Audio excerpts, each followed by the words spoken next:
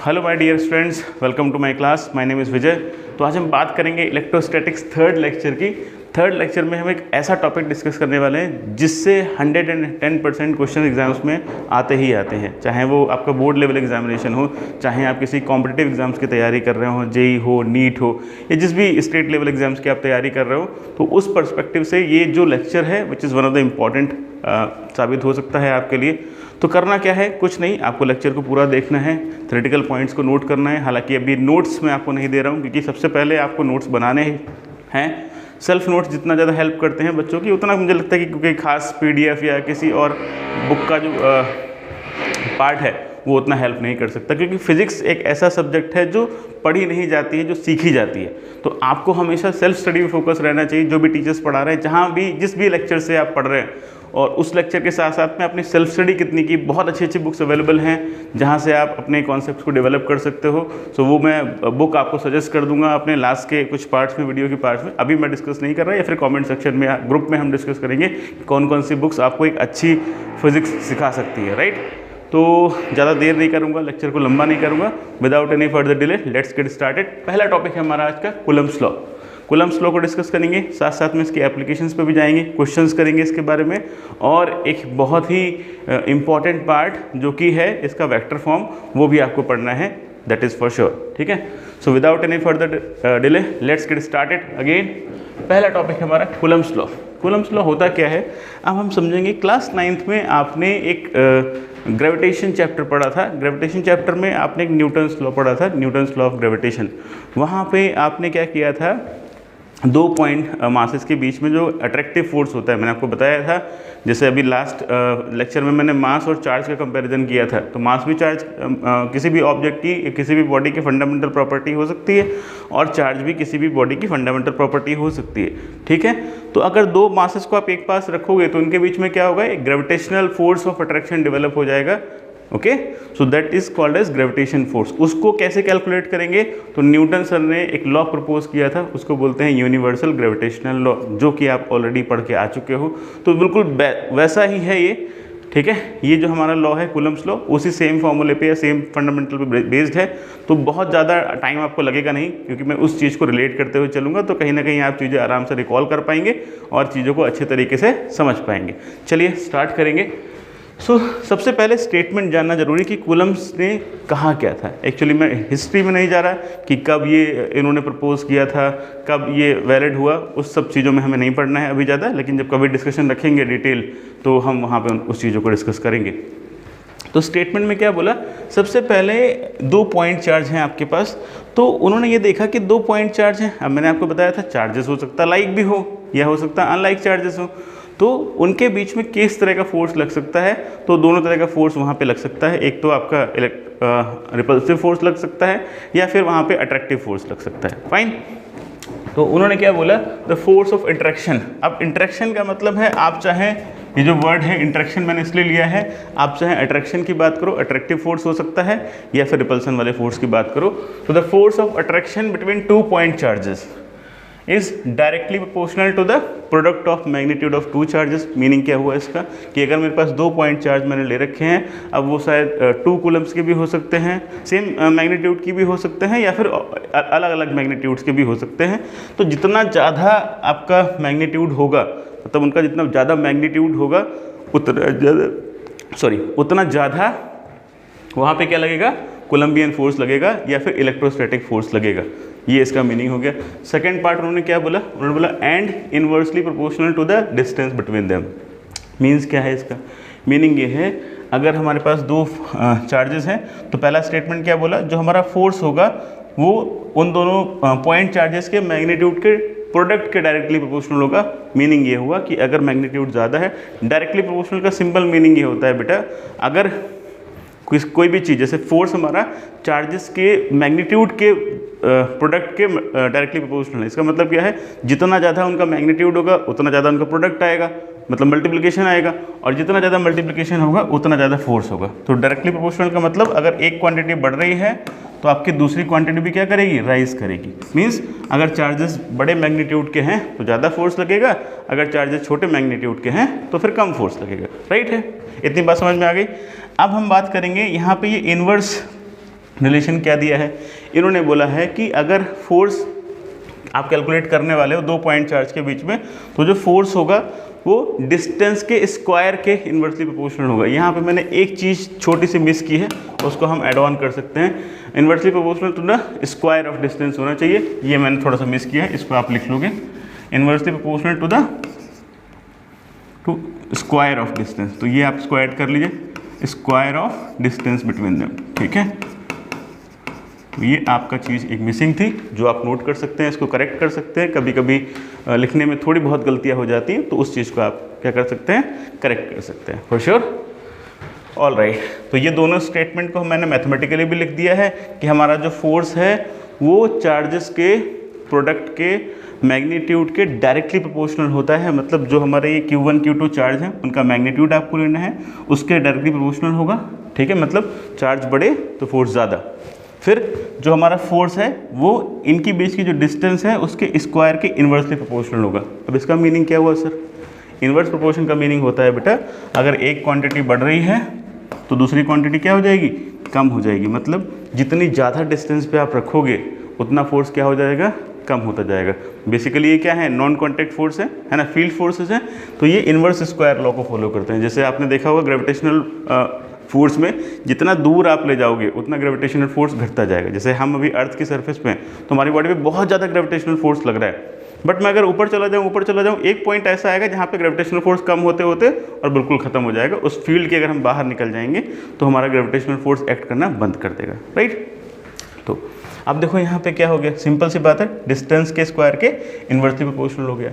अब मैंने इन्हीं दो स्टेटमेंट को कंबाइन कर दिया, क्या from equation 1 and equation number 2, ये क्या हो गया, फोर्स इज प्रोपोर्शनल टू, दोनों इक्वेशन को मैंने कंबाइन किया, Q1 Q2 के डायरेक्टली प्रोपोर्शनल है और जो हमारा डिस्टेंस का स्क्वायर है उसके इन्वर्सली प्रोपोर्शनल है। ठीक बात है, इसको मैंने दोनों स्टेटमेंट को एक कंबाइंड फॉर्म में लिख दिया। अब मैं क्या करूँगा, आपने बचपन से देखा है, अर्ली क्लासेस से देखा है कि जब भी हम ये जो साइन है, ये साइन किसका है बेटा, ये प्रोपोर्शनलिटी का साइन है। इस साइन को जब भी हम हटाएंगे तो दोनों इक्वेशंस को बैलेंस करने के लिए, दोनों टर्म्स को बैलेंस करने के लिए एक कांस्टेंट को ऐड ऑन करना पड़ता है। तो वही हम यहाँ पे भी करने वाले हैं, राइट। तो मेरे पास स्पेस का थोड़ा सा प्रॉब्लम है, मैं नहीं चाह रहा कि नई स्लाइड पे ऐड ऑन करूँ, तो मैं कोशिश यही कर रहा हूँ कि इसी स्लाइड पे सारी चीज़ें कंप्लीट हो जाएँ, जिससे कि एक पूरा लॉ आपको एक पूरे स्लाइड पर बन जाए। फिर हम दूसरे फॉर्म की अलग बात करेंगे। तो यहाँ पर देखो क्या होगा, तो जैसे ही इसको हटाएंगे तो क्या आएगा, एक कांस्टेंट आएगा which is K Q1 Q2 divide by क्या हो जाएगा, R हो जाएगा। तो ये इसका स्टैंडर्ड फॉर्म हो गया, इसको हम बोलेंगे ये हमारा कूलम्ब फोर्स का या इलेक्ट्रोस्टैटिक फोर्स का फॉर्मूला हो गया। अब सर ये K क्या है, K क्या है, ये K तो कांस्टेंट है, इसको आपको डिस्क्राइब करना पड़ेगा K क्या है। तो K क्या होता है बेटा, K होता है इलेक्ट्रोस्टैटिक कांस्टेंट। इसकी वैल्यू मैं आपको बता दूँ, इसकी वैल्यू होती है 1/4 पाई एप्सिलॉन नॉट, और इसको अगर हम मैथमेटिकल कैलकुलेट करेंगे तो इसकी वैल्यू होती है, आप देखोगे 9 × 10⁹। तो ये इसकी वैल्यू होती है कूलम्ब स्क्वायर, सॉरी ये इसकी यूनिट होगी, अगर हम देखेंगे तो न्यूटन मीटर स्क्वायर हो जाएगा यहाँ से, पर कूलम्ब स्क्वायर हो जाएगा, ये इसकी वैल्यू होती है। ठीक है, अब सर वैल्यू कैसे आई, वैल्यू जब साइंटिस्ट ने फार्मूला दिया है, कूलम्ब ने इस फार्मूले को इंट्रोड्यूस किया है, तो वैल्यू भी कूलम्ब सर ने ही कैलकुलेट की है। तो इसको हम क्या बोलेंगे, इसको हम बोलेंगे इलेक्ट्रोस्टैटिक कांस्टेंट। क्या बोलेंगे, इलेक्ट्रोस्टैटिक कांस्टेंट। ये इलेक्ट्रोस्टैटिक कांस्टेंट है, ठीक है। तो जो K है उसको अपन क्या बोलते हैं, उसको हम लोग बोलते हैं इलेक्ट्रोस्टैटिक कांस्टेंट। इसकी वैल्यू कितनी होती है, इसकी वैल्यू आपको याद रखनी है, क्योंकि न्यूमेरिकल में इसको यूज़ करना पड़ेगा।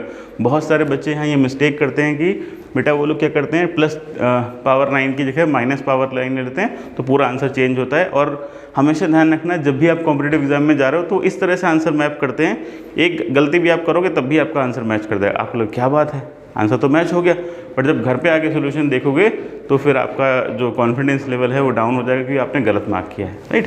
तो ये जो वैल्यू है इसको आप बहुत अच्छे से नोट कर लीजिएगा।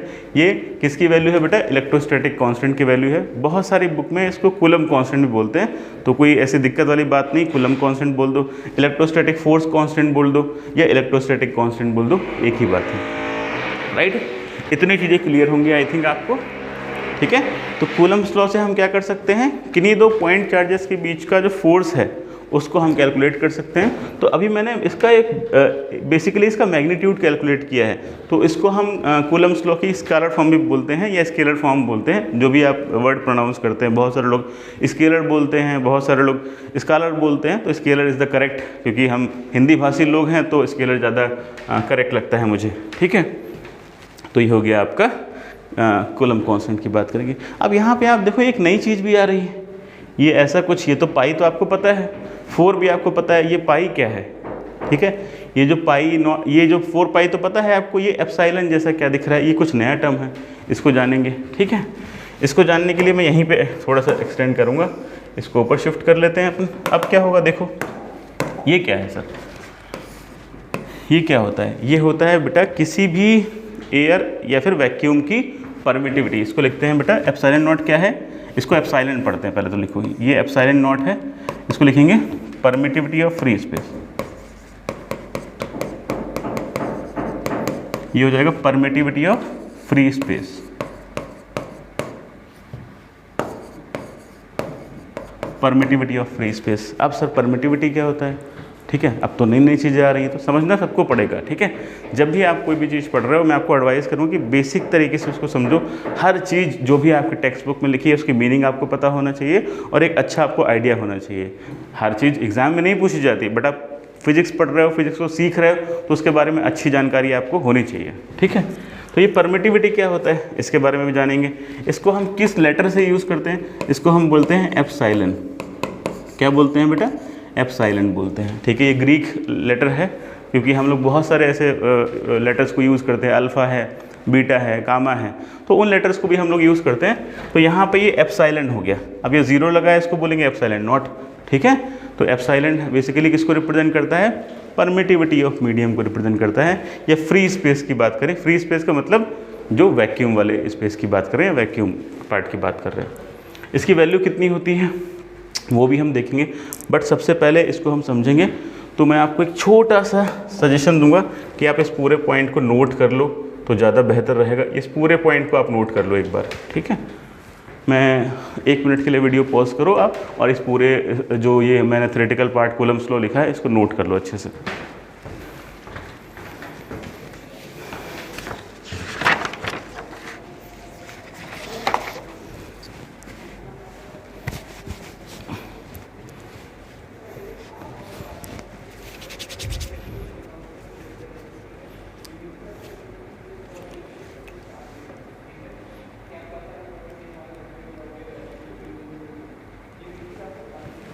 ठीक है, आपने इसको नोट कर लिया है। तो ये अभी जो ये सेटअप हमने रखा है ये फ्री स्पेस में रखा है, मतलब यहाँ पे एयर नहीं है, वैक्यूम है।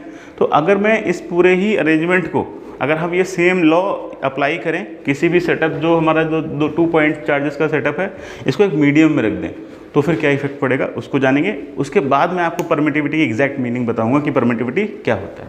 चलिए स्टार्ट करेंगे इफेक्ट ऑफ मीडियम। ठीक है, तो हम करेंगे इफेक्ट ऑफ मीडियम क्या होता है, ये हम पढ़ने वाले हैं।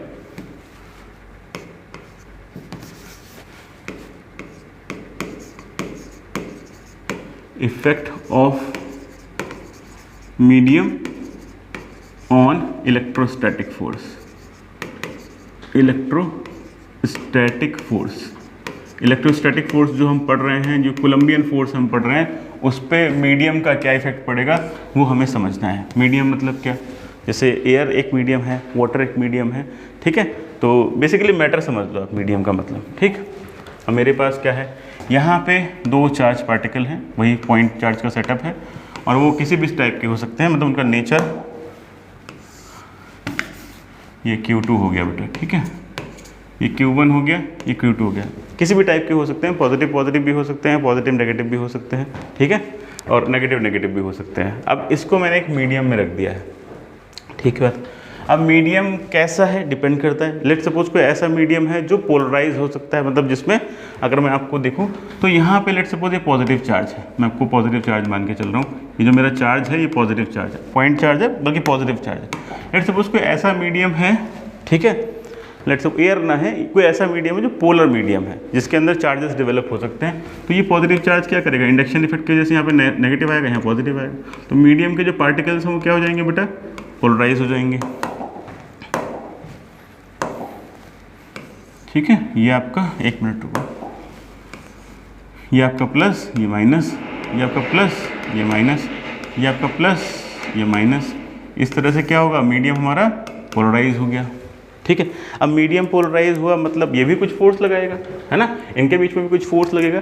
तो एग्जैक्ट ऐसा यहाँ पे भी हो सकता है। अगर ये दोनों फोर्सेस अगर मैं देखूँ तो ये भी पॉजिटिव सेट ऑफ चार्ज है, अगर ये प्लस क्यू है, ठीक है, तो ये क्या करेगा, ये भी मीडियम को पोलराइज करेगा। इसके आसपास को जो मीडियम के पार्टिकल्स हैं वो भी हमारे क्या हो जाएंगे बेटा, पोलराइज हो जाएंगे। दैट मीन्स ये है हमारा नेगेटिव, ये पॉजिटिव, ये नेगेटिव, ये पॉजिटिव, ये नेगेटिव, ये पॉजिटिव, ये नेगेटिव, ये पॉजिटिव, ये नेगेटिव, ये पॉजिटिव।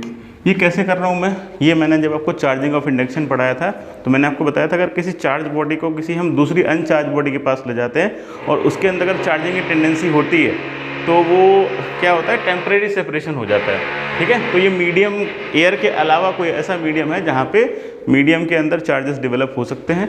तो ये बेसिकली क्या है, ये पोलराइज हो रहा है। This is called polarisation. Polarisation हो रहा है मतलब मीडियम के जो चार्ज हैं, ठीक है, किसी भी कंडक्टर के अंदर जो चार्ज हैं वो क्या हो रहे हैं, सेपरेट हो रहे हैं, अलग अलग हो रहे हैं, उसको पोलराइजेशन बोलते हैं। अब ये ऐसा मीडियम है जो पोलराइज हो गया, इसका मतलब क्या, ये भी कुछ ना कुछ फोर्स लगाएगा। यहाँ पे डाइपोल्स बन गए हैं, दो अलग पॉजिटिव नेगेटिव चार्ज का सेट बन गया है, ये पॉजिटिव नेगेटिव चार्ज का सेट बन गया, ये भी बन गया। इसका मतलब क्या है, जो नेट फोर्स था उससे कुछ ना कुछ कम फोर्स लगेगा। ठीक बात है, मतलब यहाँ पर भी कुछ फोर्स लगेगा तो ये भी फोर्स को इफेक्ट करेगा। मीन्स हम जो नया फोर्स लिखेंगे वो कुछ ऐसे लिख सकते हैं, 1/4 पाई। यहाँ पे हम एप्सिलॉन नहीं लिखेंगे क्योंकि एप्सिलॉन किसकी प्रॉपर्टी थी, मीडियम की प्रॉपर्टी थी। तो मैं एप्सिलॉन नॉट ना लिख के एक नया लेटर यूज़ कर रहा हूँ, एप्सिलॉन, और ये क्या हो जाएगा, Q1 Q2 divide by R²। ये ठीक बात है, मतलब हमारे पास जो फोर्स है उसको मैंने इस तरह से लिख दिया है। अब ये क्या है, यह है बेटा किसी भी मीडियम की प्रॉपर्टी, जैसे डेंसिटी एक मीडियम की प्रॉपर्टी है, ऐसे ही इलेक्ट्रोस्टैटिक्स में हम किस प्रॉपर्टी की बात करेंगे, जो हमारा ये परमिटिविटी है। ये क्या है बेटा, एब्सोल्यूट परमिटिविटी।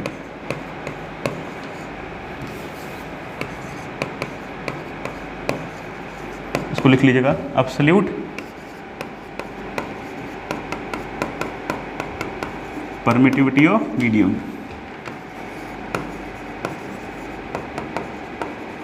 तो ये मीडियम की एब्सोल्यूट परमिटिविटी है। मतलब क्या है, अलग अलग मीडियम के लिए अलग अलग क्या होगा, उसकी परमिटिविटी होगी। एयर की जो परमिटिविटी थी उसको हम लोग क्या बोलते हैं, परमिटिविटी या ऑफ फ्री स्पेस, जो हम एप्सिलॉन नॉट से लिखते हैं, पहले वाले फॉर्मूले में हमने लिखा था। बट यहाँ पे मीडियम हमने चेंज किया है, तो एयर नहीं है, कोई ऐसा मीडियम है जो पोलराइज हो सकता है, जो चार्जेस को डेवलप करने की टेंडेंसी रखता है। तो यहाँ पे मैंने एक नया, क्योंकि ये फोर्स क्या होगा, चेंज हो जाएगा, जो पहले वाला फोर्स था उससे कुछ ना कुछ हद तक नई वैल्यूज इसमें डेवलप होंगी, कुछ ना कुछ कम हो सकता है। ठीक है, तो यहाँ पे मैंने जो फोर्स लिखा है 1/4 पाई एप्सिलॉन लिखा है, एप्सिलॉन नॉट नहीं लिखा है। एप्सिलॉन नॉट कब वैलिड होगा, जब ये पूरा अरेंजमेंट हम एयर या वैक्यूम में कैलकुलेट कर रहे होंगे। इतना ठीक बात है। तो यहाँ पे क्या हो गया, एब्सोल्यूट परमिटिविटी ऑफ मीडियम। अब हम क्या करेंगे, ठीक बात है, अब हम क्या करेंगे, परमिटिविटी को हम किसी मीडियम के रिस्पेक्ट में भी डिफाइन कर सकते हैं। उसको हम क्या बोलेंगे बेटा, रिलेटिव परमिटिविटी भी बोलेंगे। जैसे आपने रिलेटिव डेंसिटी का कॉन्सेप्ट पढ़ा है, क्या होता है रिलेटिव डेंसिटी, है ना, 9th-10th में आप रिलेटिव डेंसिटी का कॉन्सेप्ट आप पढ़ के आए हो। जब हम किसी मीडियम की परमिटिविटी जो हमारा वैक्यूम की परमिटिविटी है उसके रेफरेंस में डिफाइन करते हैं, मतलब उससे कितना ज़्यादा है या कितना कम है, एक रेफरेंस पॉइंट जब हम लेते हैं तो उसको हम रिलेटिव परमिटिविटी बोलते हैं। ये आपने 10th क्लास में जब लाइट पढ़ा था ना, तो लाइट में रिफ्रैक्टिव इंडेक्स वाले पार्ट में देखा था, वहाँ पे दो तरह के रिफ्रैक्टिव इंडेक्स थे बेटा। एक आपने एब्सोल्यूट रिफ्रैक्टिव इंडेक्स देखा था, एक आपने रिलेटिव रिफ्रैक्टिव इंडेक्स देखा था। तो रिलेटिव का मतलब किसी दूसरे मीडियम से हम उसको कंपेयर कर रहे हैं, रिलेटिव का मतलब कंपेयर कर रहे हैं बेसिकली। ठीक है, तो रिलेटिव डेंसिटी क्या होता है, किसी भी सब्सटेंस की डेंसिटी, ठीक है, उसकी डेंसिटी किसके रिस्पेक्ट में, वाटर। तो वाटर की डेंसिटी को हम एज ए रेफरेंस मान रहे हैं, हम किसी भी सब्सटेंस की डेंसिटी वाटर से कंपेयर करेंगे। हो सकता है वाटर से ज़्यादा हो सकता है वाटर से कम हो। तो ये बेसिक क्या होता है, रिलेटिव डेंसिटी का कॉन्सेप्ट होता है। इसी कॉन्सेप्ट को हम यूज़ करेंगे कहाँ पे, किसी भी मीडियम की परमिटिविटी को डिफाइन करने के लिए। तो हम रेफरेंस किसको लेंगे, हम रेफरेंस लेंगे एयर की परमिटिविटी को या फिर वैक्यूम की परमिटिविटी को, जिसको हम क्या बोलते हैं, एप्सिलॉन नॉट। ठीक बात है। अब डालिए हेडिंग, रिलेटिव परमिटिविटी क्या होगा।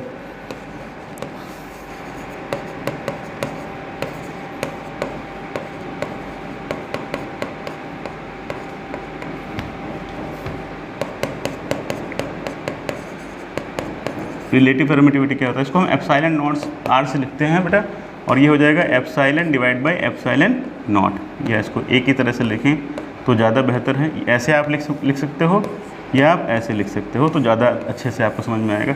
इसको हम रिलेटिव बोलेंगे, क्या बोलेंगे, रिलेटिव बोलेंगे, ठीक है। तो ये जो एप्सिलॉन आर है ये क्या है, किसी भी मीडियम की परमिटिविटी है, बट ये क्या है, रिलेटिव परमिटिविटी है, रिलेटिव परमिटिविटी ऑफ मीडियम।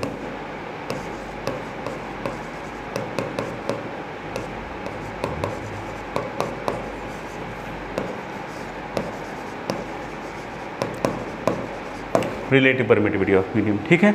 मतलब ये है, अगर हम यहाँ पे केवल मीडियम का इफेक्ट ले रहे हैं तो उसको हम क्या बोलेंगे, एब्सोल्यूट परमिटिविटी। जैसे मैं किसी सब्सटेंस की डेंसिटी की बात करूँ, ये हमारा पेन है, तो मैं अगर इस प्लास्टिक की डेंसिटी की बात करूँ तो जो भी डेंसिटी आएगी उसको मैं एब्सोल्यूट डेंसिटी बोल सकता हूँ। बट अगर मैं इसी डेंसिटी को वाटर की डेंसिटी के साथ कंपेयर करूँगा तो उसको मैं रिलेटिव डेंसिटी का नाम दूंगा।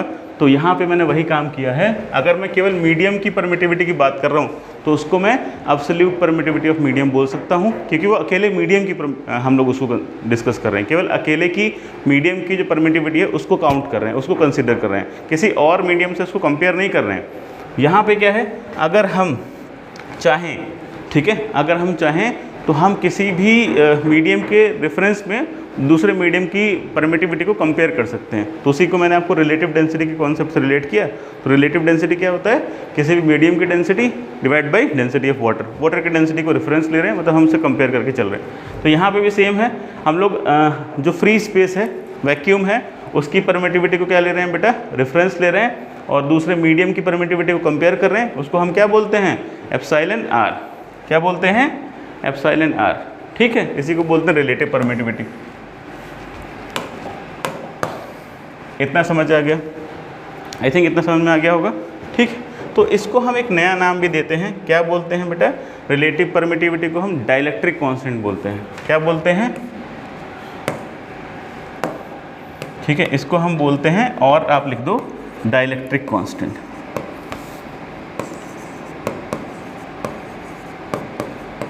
डाइलेक्ट्रिक कांस्टेंट, ठीक है। तो डाइलेक्ट्रिक कांस्टेंट मीडियम के लिए डिफाइंड होता है, वो जब आप क्वेश्चन लगाओगे तो आपको डाइलेक्ट्रिक कांस्टेंट ऑलरेडी गिवन होगा। फाइन है, यहाँ तक कोई दिक्कत परेशानी नहीं होगी। ये थोड़ा कॉम्प्लेक्स चीज़ है जो बच्चे समझ नहीं पाते कि परमिटिविटी सर क्या चीज़ है, एब्सोल्यूट परमिटिविटी क्या होता है, रिलेटिव परमिटिविटी क्या होता है। तो मैंने आपको सब एक सिंगल शॉट में समझा दिया है, यहाँ तक आपको समझ में आ गया होगा। डाइलेक्ट्रिक कांस्टेंट मतलब रिलेटिव परमिटिविटी को ही डाइलेक्ट्रिक कांस्टेंट बोलते हैं, ठीक बात है। इतना समझ में आया, इसको नोट कर लो, ये सेकेंड हमारा पार्ट है आज के लेक्चर का, जल्दी से नोट कर लो इसको।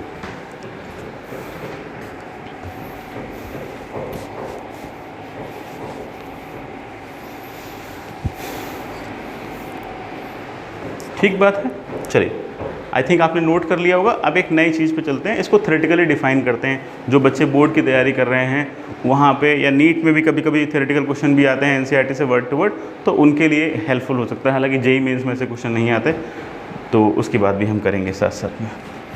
अब सर क्या है, अब है हमारा कि परमिटिविटी होता क्या है।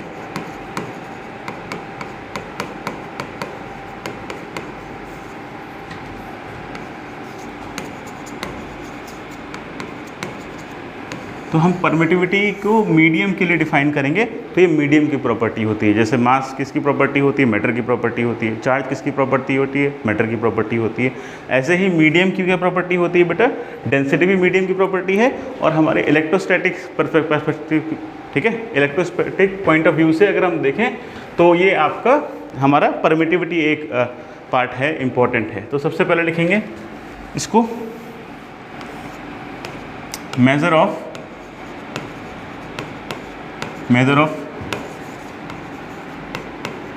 Electric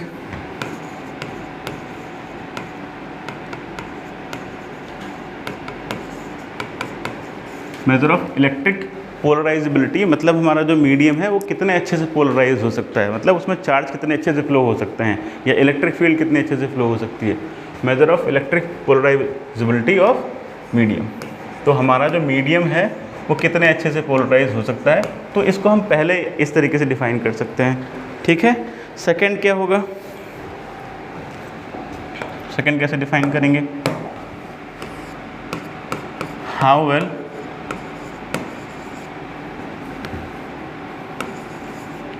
it permits to pass the electric field,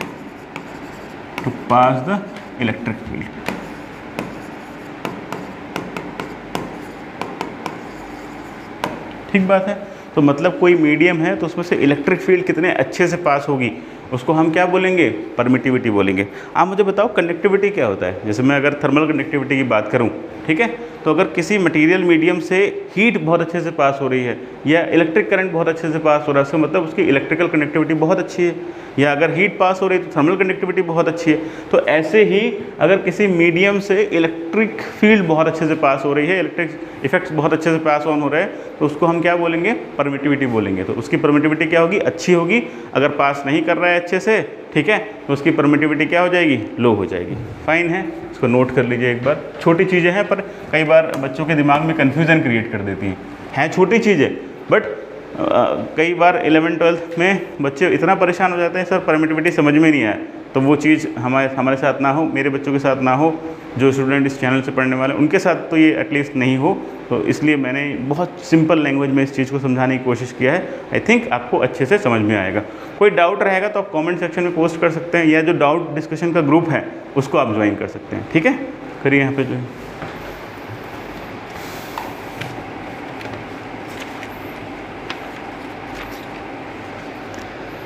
ठीक बात है। अब कुछ चीज़ें जो मैं आपको बताना चाहूँगा कूलम्स लॉ के रिलेशन में, या परमिटिविटी के लिए मैं आपको बताना चाहूँगा। जैसे कि हमने एक परमिटिविटी की बात की थी, तो मैंने आपको एप्सिलॉन नॉट बताया था। ठीक, एप्सिलॉन नॉट क्या होता है, कैसे इसको निकालेंगे, इसकी वैल्यू, क्योंकि कई बार जेईई मेंस में भी एक बार इस टॉपिक से रिलेटेड क्वेश्चन पूछा गया था, और नीट में भी तो आते ही आते हैं। इसकी डायमेंशन पूछ लेते हैं, इसकी यूनिट पूछ लेते हैं। तो मैंने अभी आपको बताया था कि जो हमारा कोलम्बियन कांस्टेंट होता है वो कितना होता है बेटा, 1/4 पाई एप्सिलॉन नॉट। ये मैंने आपको कूलम्स लॉ में बताया था। ठीक, क्या बताया था मैंने, कि जब हम फोर्स निकालते हैं तो ये मैंने आपको फोर्स की वैल्यू बताई थी, कितना होता है बेटा, 1/4 pi epsilon not Q1 Q2 divide by r²। ये बताया था मैंने आपको। ठीक, तो यहाँ पे जो एप्सिलॉन नॉट है ये क्या है, ये परमिटिविटी ऑफ फ्री स्पेस था। इससे रिलेटेड कुछ बातें हैं जो आपको जाननी जरूरी, तो वो एग्जाम में बनती है। एप्सिलॉन नॉट की वैल्यू कितनी आएगी, यहाँ से निकालो, कितनी आएगी बेटा, 1/4 पाई k। कितना आएगा, 1/4 पाई k। k की वैल्यू कितनी होती है, 9 × 10⁹ k की वैल्यू कितनी होती है, 10⁹ 9 क्रॉस, इसकी यूनिट होती है बेटा न्यूटन मीटर स्क्वायर पर कूलम स्क्वायर। अब हो सकता है इसकी वैल्यू भी पूछ ले, कभी कभी इलेक्ट्रोस्टैटिक कांस्टेंट की या कूलम कांस्टेंट की वैल्यू पूछ लेता है, k की वैल्यू पूछ लेता है। ठीक है, चलो इसकी वैल्यू जब आप सॉल्व करोगे तो कितना आएगा, 8.85 × 10⁻⁻12। कितना आएगा, 10⁻⁻12। अब यूनिट कैसे फाइंड आउट करेंगे, यूनिट बहुत इंपॉर्टेंट है, क्योंकि यूनिट पता तो डायमेंशन पता। डायमेंशन का क्वेश्चन आया हुआ है जेईई मेन में। यहाँ से निकालो एप्सिलॉन नॉट की वैल्यू क्या होगी, क्या होगी बताओ, 1/4 पाई, ये f नीचे आएगा, Q1 Q2 इसको। तो फिजिक्स तो मैंने आपको बताया ना, फिजिक्स में कुछ ऐसी चीज़ नहीं जो आप कर ही नहीं सकते हो। आपको रट्टा तो मारना ही नहीं फिजिक्स में। केमिस्ट्री में बहुत सारी चीज़ें, फॉर्मूले आपको रटने हैं, वैलेंसी आपको पता होनी चाहिए, है ना, और भी बहुत सारी चीज़ें हैं जो आप रट के काम चलाओगे। बट यहाँ तो बहुत ही अच्छी बात है कि रटना है ही नहीं आपको। आप समझ गए, दैट मीन्स कि बस काम खत्म। क्या होगा, ये चार्ज है तो इनकी यूनिट क्या होगी बेटा, coulomb into coulomb, coulomb square. और क्या होगा, अपॉन में क्या है, न्यूटन इंटू, तो ये हो जाएगा न्यूटन इंटू मीटर स्क्वायर। तो ये हो गया, सिंपल सी बात है। इसको फ्लिप कर दो इसकी यूनिट, तो ये इसकी वैल्यू होती है बेटा। इसको नोट कर लेना, एग्जाम में इससे क्वेश्चन बनते हैं। नीट में भी आया है एक बार और जेईई में भी आया, तो उसको स्टार आप लगा लीजिए। ठीक है, जेईई मेंस में भी एक बार क्वेश्चन आया है इससे, इसकी वैल्यू भी पूछी गई थी और इसकी डायमेंशन पूछी गई थी। ठीक, डायमेंशन कैसे निकालेंगे, कैसे निकालेंगे डायमेंशन, आप 11th क्लास में पढ़ा है आपने, फिर डायमेंशन निकालिए, कैसे निकालेंगे।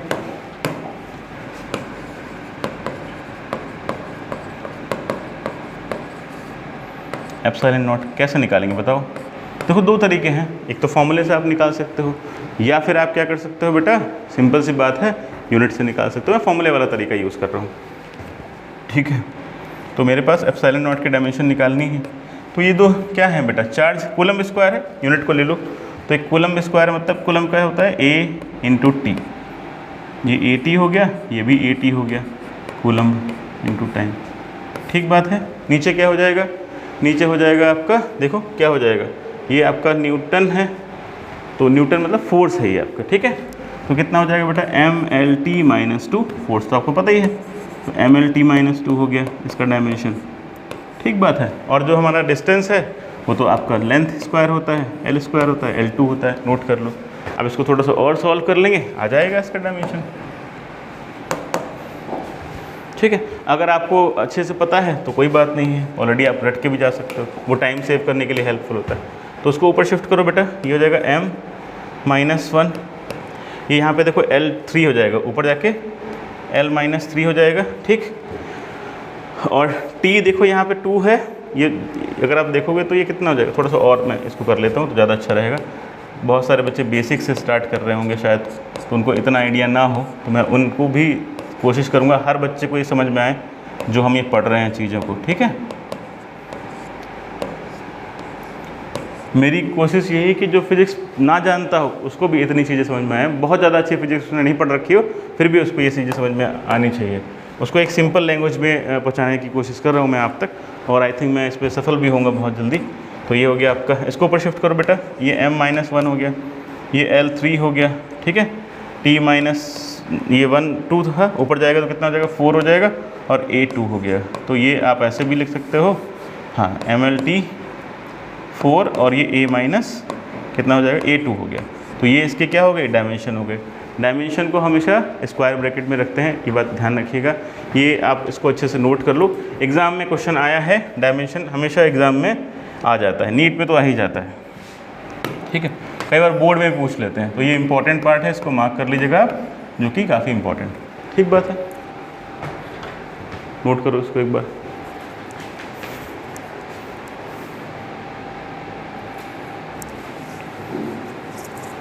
ठीक बात है बेटा, यहाँ तक डायमेंशन क्लियर हो गया।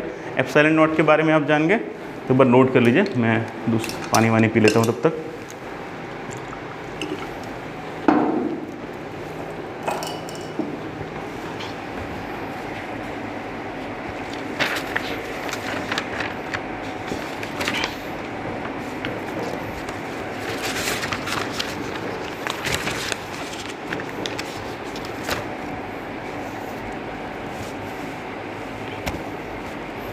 ठीक, तो ये तो हो गया हमारा बेसिकली कूलम्स लॉ से रिलेटेड सारी बातें। परमिटिविटी हमने समझ लिया, रिलेटिव परमिटिविटी हमने समझ लिया, एप्सिलॉन नॉट के बारे में अच्छी चीज़ें हम जान गए हैं। यूनिट मैंने आपको बता दिया, कैसे वैल्यू निकालते हैं, कितनी वैल्यू होती है वो मैंने आपको बता दिया। डायमेंशन इंपॉर्टेंट है, क्वेश्चन एग्जाम में आता है, तो वो आप एक बार लिख लीजिएगा। चलिए, अब मैं सोच रहा हूँ कि कुछ क्वेश्चंस कराऊँ, बट उससे पहले मैं आपको वेक्टर फॉर्म डिस्कस कर दूँ तो ज़्यादा बेहतर रहेगा। मुझे ऐसा लगता है कि पहले वेक्टर फॉर्म डिस्कस करें और फिर हम क्वेश्चंस पे चलें, तो वो मेरे हिसाब से 10-15 मिनट में कंप्लीट हो जाएगा। अब वेक्टोरियली कैसे डिफाइन करेंगे, put the heading vector form of Coulomb's law.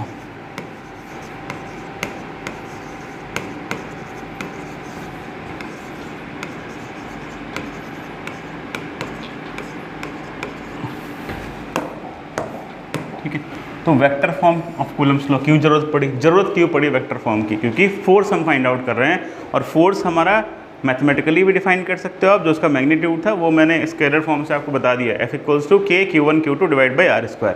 But उसको वेक्टोरियली कैसे आप डिफाइन करोगे, क्योंकि किसी भी वेक्टर क्वांटिटी को डिस्क्राइब करने के लिए आपको मैग्नीट्यूड भी चाहिए, साथ साथ में उसकी डायरेक्शन भी चाहिए। मैं इसको एक बहुत बेसिक तरीके से समझाता हूँ, ठीक है, हालांकि बुक्स में भी अलग तरीके से दे रखा है। तो ये मेथड 1 है, इसको Q1 लिख लिया मैंने, ये Q2 लिख लिया।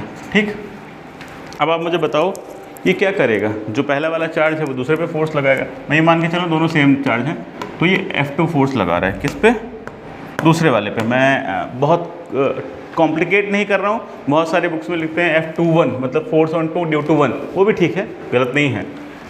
यहाँ मैं क्या लिख रहा हूँ, ये हो गया बेटा F1 का मतलब पहले वाले पे फोर्स लग रहा है दूसरे वाले की वजह से, पहले वाले की वजह से थोड़ी फोर्स लगेगा, दूसरे वाले की वजह से लगेगा।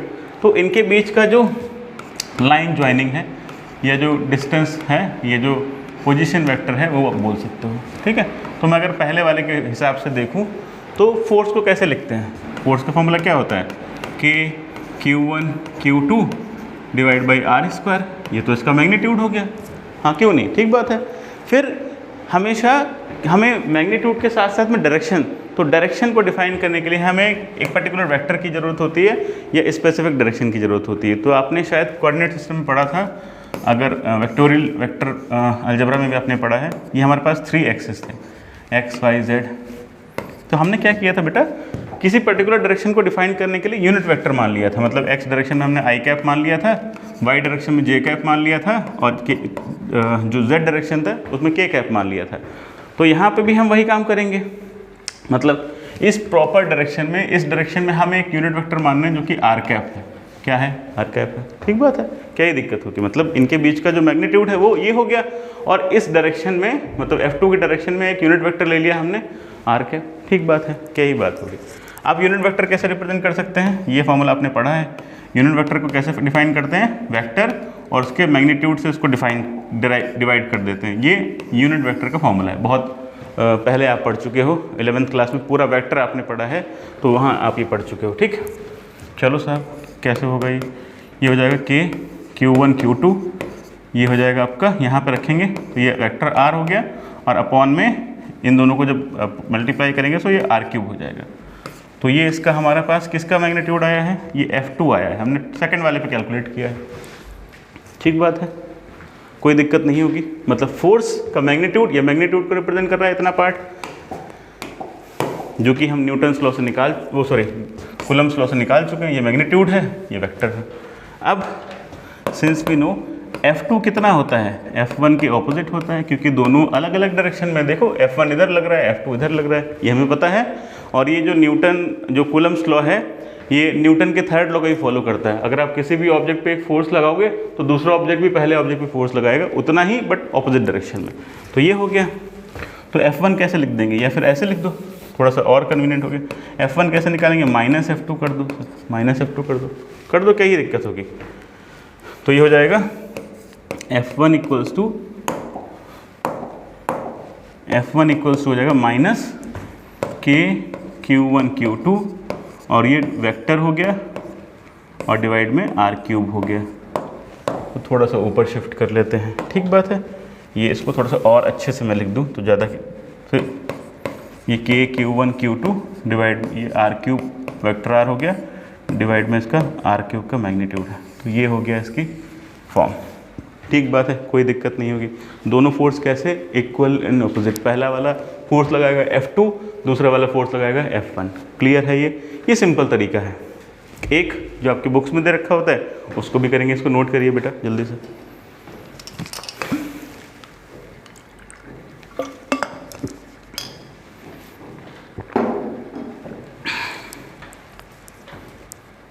नोट कर लिया, ठीक। चलो, ये तो था किसी, पहले हमने ओरिजिन के रिस्पेक्ट में दोनों को डिस्क्राइब नहीं किया। एक और फॉर्म है, ठीक है, अनदर मेथड, ये मेथड 2 लिख लें हम, मेथड 2 जो हमारी बुक्स में दे रखा होता है।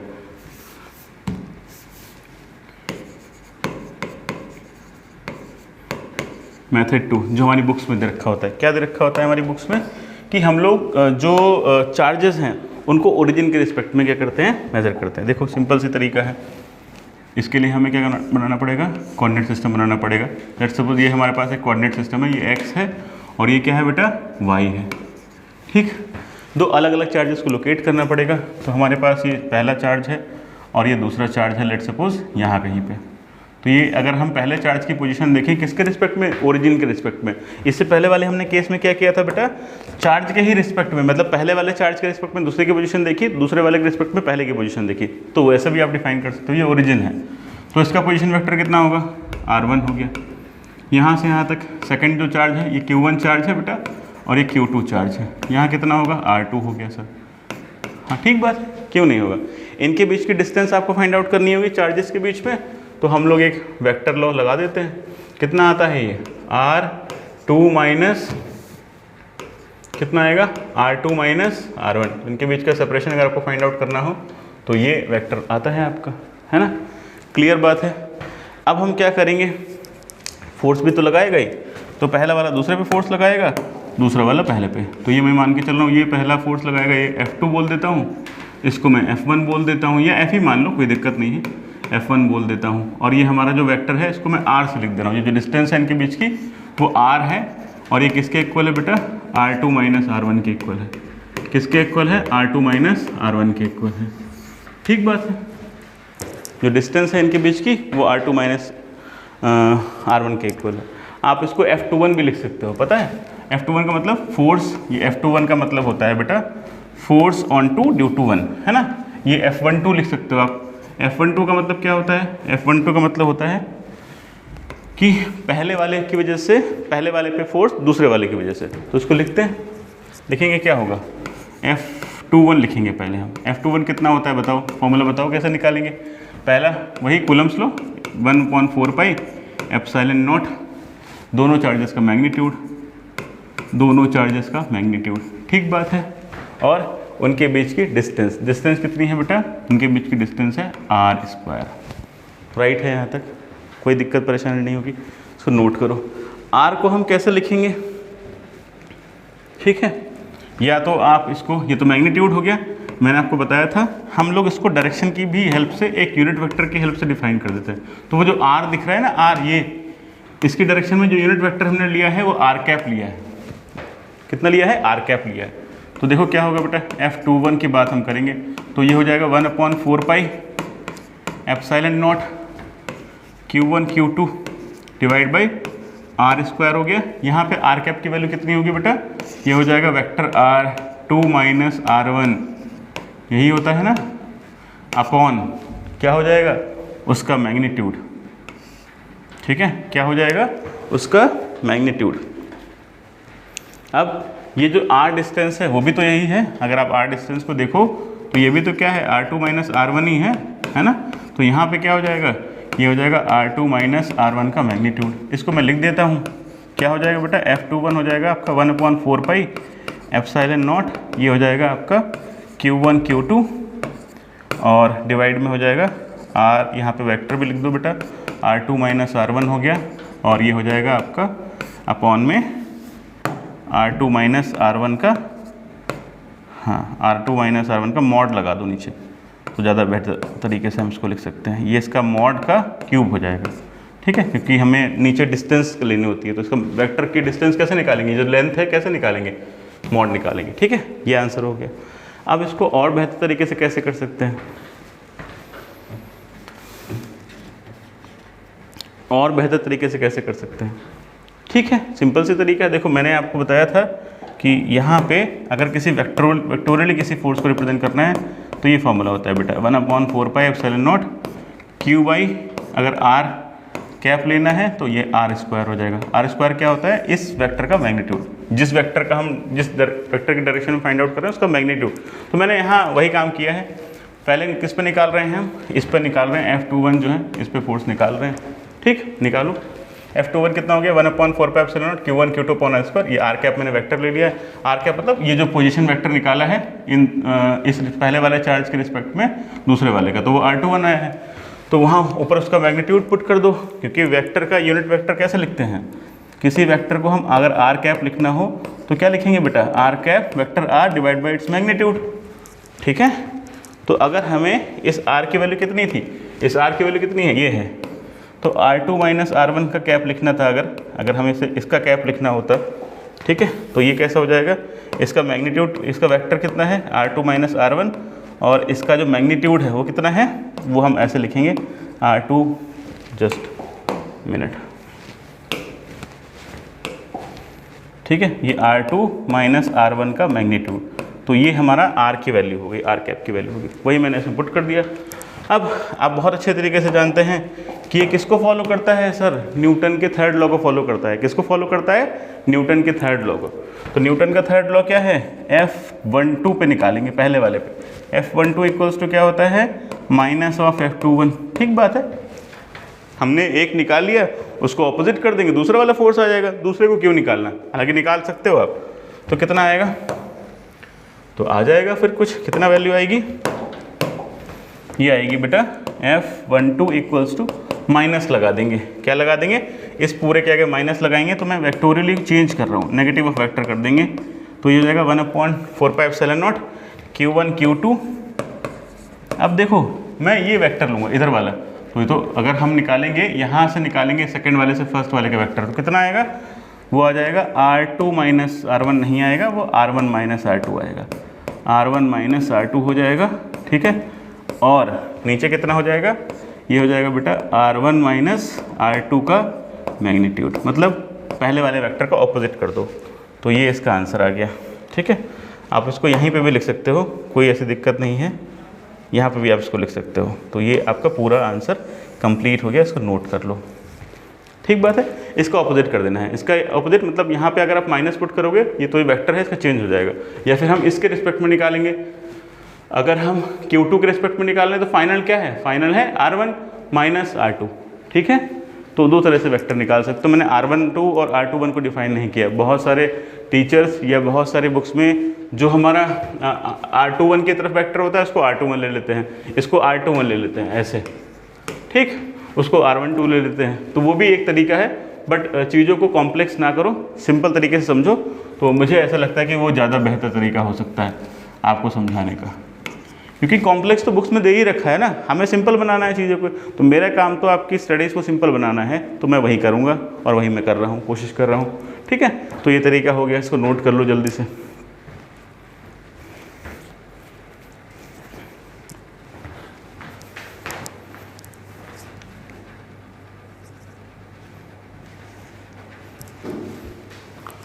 Alright, so I think lecture थोड़ा सा लंबा हो रहा है, तो मैं कोशिश ये कर रहा हूँ कि बहुत ज़्यादा लंबे लेक्चर्स को अपलोड ना किया जाए, जिससे बच्चे नोट्स बनाते हैं तो वो एक लंबा ड्यूरेशन हो जाता है।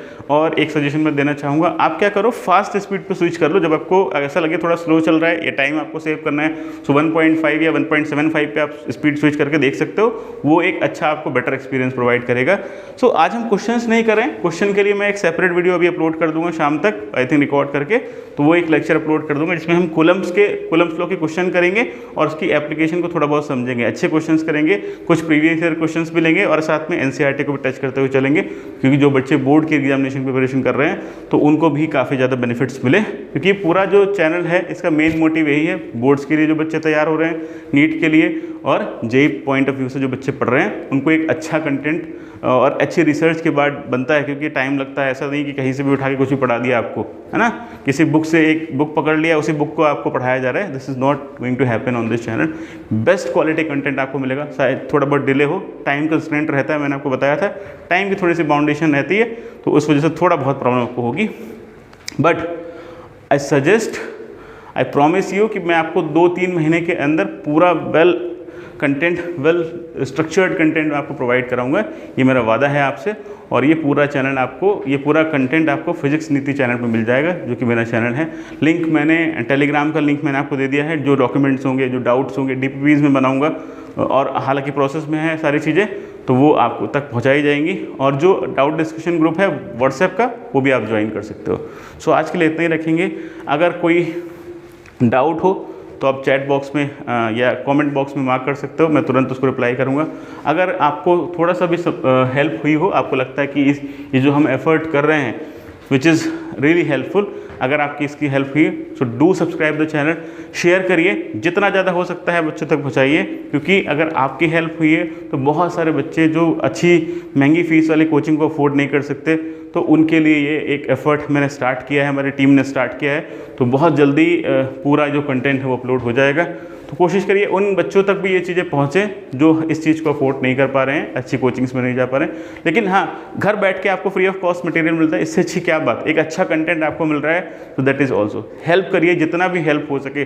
जो भी लोग 11th-12th या अपना एक फिजिक्स एस्पिरेंट है, उनको एक अच्छा फिजिक्स का कॉन्सेप्ट चाहिए, अच्छा एक फिजिक्स का मटेरियल चाहिए, तो इस चैनल पर आके चेकआउट कर सकते हैं। So thank you so much everyone for joining this class. Bye bye, and मिलेंगे अगले लेक्चर में। Thank you so much, all the best.